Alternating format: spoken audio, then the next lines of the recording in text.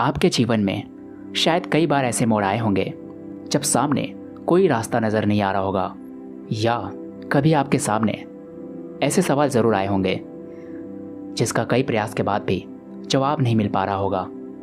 ऐसे में आप क्या करते हैं? शायद पीछे हटने लगते हैं या फिर उन सवालों को नज़रअंदाज कर देते हैं। पर क्या वाकई में कोई ऐसी प्रॉब्लम है जिसका सॉल्यूशन ही ना हो?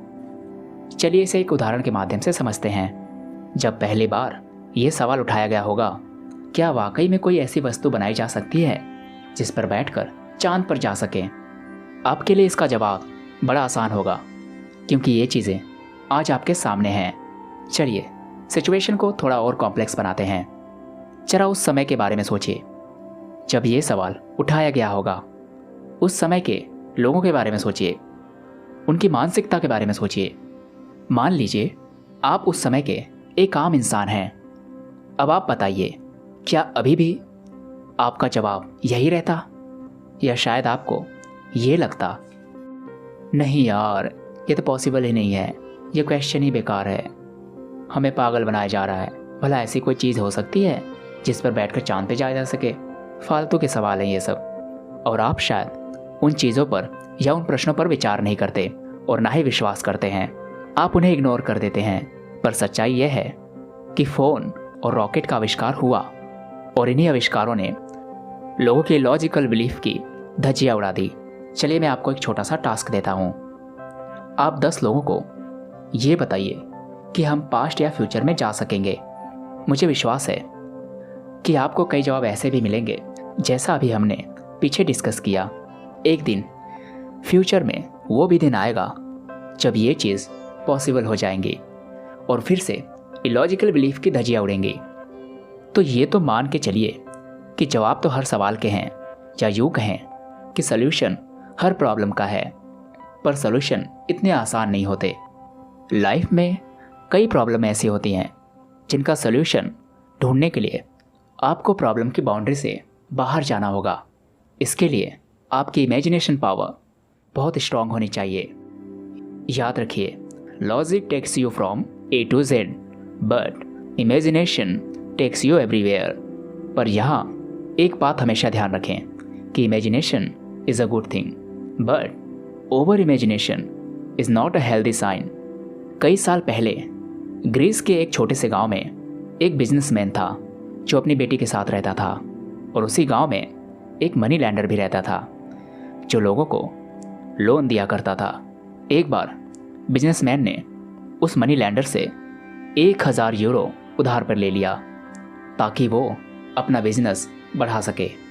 पर बदकिस्मती से वो रुपए डूब गए और बिजनेसमैन को बहुत बड़ा लॉस हुआ। कई महीने बीत गए। जब मनी लैंडर को कुछ गड़बड़ लगी तो वो बिजनेसमैन के घर चला गया और उसे पता चला कि बिजनेसमैन के सारे पैसे डूब गए हैं।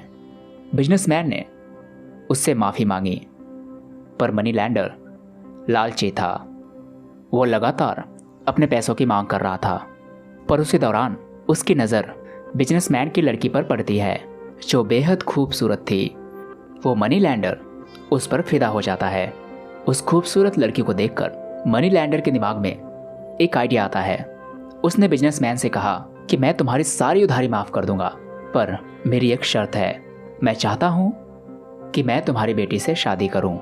यह सुनकर बिजनेसमैन शॉक हो जाता है। उसके पास कोई जवाब नहीं था। उसने हिचकिचाते हुए मना कर दिया। ये देखकर मनी लैंडर ने फिर एक चाल चली और कहा, ठीक है, मेरे पास एक और रास्ता है। मैं ज़मीन से 2 पत्थर उठाऊंगा, एक काला और एक सफ़ेद, और उनको मैं एक थैले में डाल दूंगा, और तुम्हारी लड़की बिना देखे उस थैले में से एक पत्थर निकालेगी। अगर पत्थर सफ़ेद आता है तो तुम्हारी सारी उधारी माफ़ हो जाएगी और मैं तुम्हारी बेटी के साथ शादी भी नहीं करूँगा।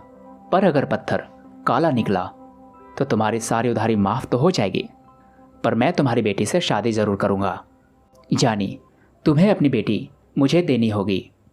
बिजनेसमैन अभी भी चुप था, पर बिजनेसमैन की बेटी से अपने पिता का दर्द देखा नहीं गया। वो इसके लिए राजी हो जाती है और माहौल बहुत गंभीर हो जाता है। मनी लैंडर ज़मीन से पत्थर उठाने लगा और उसने चालाकी से दोनों पत्थर काले उठाए। और ये चीज़ करते हुए बिजनेसमैन की लड़की ने उसे देख लिया। अब उसके पास 3 रास्ते थे। पहला, वो थैले में से पत्थर निकालकर सच्चाई सामने ले आए।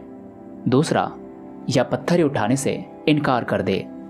और तीसरा, पत्थर उठाकर मनी लैंडर से शादी कर ले। दोस्तों, आप खुद सोचिए, ऐसे में आप क्या करते?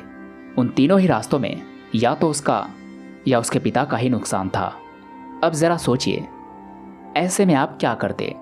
सोचिए, वीडियो को पॉज करिए और उसका सलूशन बताइए। बिजनेसमैन की लड़की ने थोड़ा सोचा, फिर एट द एंड उसने पत्थर निकाला और किसी की नज़र पड़ने से पहले पत्थर हाथ से छोड़ दिया और वो काला पत्थर दूसरे पत्थरों में मिक्स हो गया जो ज़मीन पर पहले से ही पड़े थे।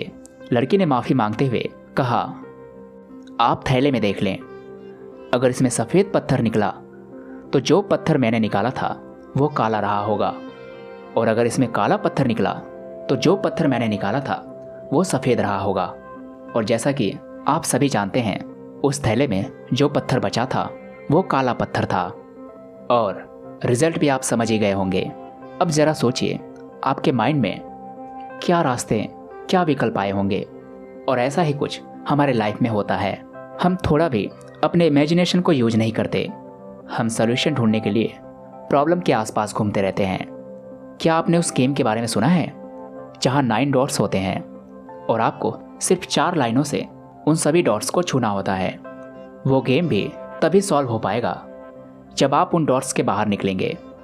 वो डॉट्स उस क्वेश्चन की बाउंड्रीज हैं। अगर आप इस क्वेश्चन को सॉल्व करना चाहते हैं तो आपको उन बाउंड्रीज को तोड़ना ही पड़ेगा। लाइफ की हर प्रॉब्लम एक क्वेश्चन है, so break the boundary of the question and get the solution. अगर आपको ये कहानी पसंद आई हो तो लाइक, शेयर एंड सब्सक्राइब ज़रूर करें। तो फिर मिलता हूँ आपसे। Thank you.